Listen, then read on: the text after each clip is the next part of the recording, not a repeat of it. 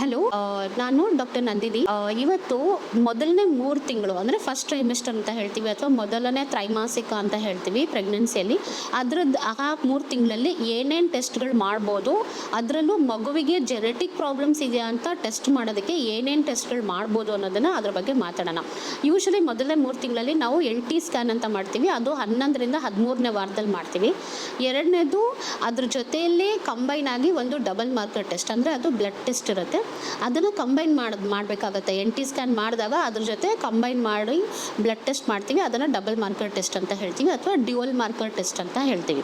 ಮತ್ತು ಎರಡನೇ ಟ್ರೈಮಿಸ್ಟರ್ ಅಂದರೆ 12ನೇ ವಾರದಿಂದ 20ನೇ ವಾರದಲ್ಲಿ 2 ಇಂಪಾರ್ಟೆಂಟ್ ಸ್ಕ್ಯಾನ್ ಇರುತ್ತೆ. ಒಂದು ಅರ್ಲಿ ಅನಾಮಲಿ ಸ್ಕ್ಯಾನ್ ಮತ್ತು ಒಂದು ಲೇಟ್ ಅನಾಮಲಿ ಸ್ಕ್ಯಾನ್ ಅಂತ.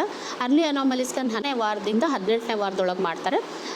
ಲೇಟ್ ಅನಾಮಲಿ ಸ್ಕ್ಯಾನ್ ಅನ್ನೋದನ್ನು 20ರಿಂದ 22ನೇ ವಾರದೊಳಗೆ ಮಾಡ್ತಾರೆ.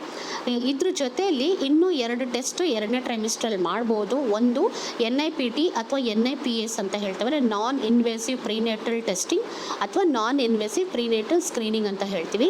ಅದ್ರ ಜೊತೆಯಲ್ಲಿ NT ಸ್ಕ್ಯಾನನ್ನು ಕಂಬೈನ್ ಮಾಡಿದವಾಗ ಒಂದು ರಿಸಲ್ಟ್ ಬರುತ್ತೆ. ಅಥವಾ NT ಸ್ಕ್ಯಾನ್ ಮಾಡಲಾರ್ದೇನೂ ಡೈರೆಕ್ಟ್ಲಿ NIPT ಟೆಸ್ಟಿಂಗು ಕೂಡ ಮಾಡ್ಕೋಬೋದು 2ನೇ ಟ್ರೈಮಿಸ್ಟರಲ್ಲಿ. ನೀವು ಸಪೋಸ್ NT ಸ್ಕ್ಯಾನ್ ಮಾಡ್ಕೊಳ್ಳೋದು ಮಿಸ್ ಆಗಿತ್ತು ಅಥವಾ ಡಬಲ್ ಮಾರ್ಕರ್ ಟೆಸ್ಟ್ ಮಾಡ್ಕೊಳ್ಳೋದು ಮಿಸ್ ಆಗಿತ್ತು ಅಂದರೆ ನೀವು ಡೈರೆಕ್ಟ್ಲಿ NIPT ಟೆಸ್ಟಿಂಗ್ ಮಾಡ್ಕೋಬೋದು. ಇದರಲ್ಲಿ ಸ್ವಲ್ಪ ಆ್ಯಕ್ಯುರಸಿ ಜಾಸ್ತಿ ಇರುತ್ತೆ. ಮಗುವಿನಲ್ಲಿ ಪ್ರಾಬ್ಲಮ್ ಏನಾದರೂ ಬೇಗ ಡಿಟೆಕ್ಷನ್ ಆಗುತ್ತೆ. ಇನ್ನೊಂದು ಇಂಪಾರ್ಟೆಂಟ್ ಟೆಸ್ಟ್ ಅಂದರೆ ಆಮ್ನಿಯೋಸೆಂಟೆಸಿಸ್. ಆಮ್ನಿಯೋಸೆಂಟೆಸಿಸ್ ಅಂದರೆ ಏನಂದರೆ ಮಗುವಿನ ಸುತ್ತ ನೀರು ತುಂಬಿಕೊಂಡಿರುತ್ತೆ. ಅದು ಆ ಮಗುವಿನ ಗ್ರೋತ್ಗೆ ಹೆಲ್ಪ್ ಮಾಡುತ್ತೆ, ಅದು ಮಗುವಿನ ಬೆಳವಣಿಗೆಗೆ ಹೆಲ್ಪ್ ಮಾಡುತ್ತೆ.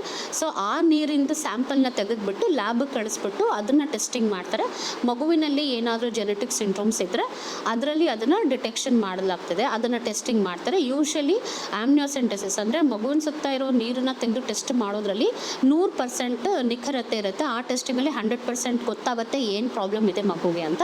ಇದ್ರ ಬಗ್ಗೆ ಇನ್ನೂ ಡೀಟೇಲ್ ಆಗಿ ನಿಮಗೆ ವಿವರಗಳ ಮಾಹಿತಿ ಬೇಕು ಅಂತಂದರೆ ನೀವು ನಮ್ಮದು centre Nandini women's clinic and Nandini ಹಾಸ್ಪಿಟಲ್ಗೆ ಬಂದು ವಿಸಿಟ್ ಮಾಡ್ಬೋದು. ಅಥವಾ ನೀವು ಕಮೆಂಟಲ್ಲಿ ಕೂಡ ಕೇಳಿದ್ರೆ ನಾನು ಇದಕ್ಕೆ ಉತ್ತರ ಕೊಡ್ತೀನಿ. Thank you.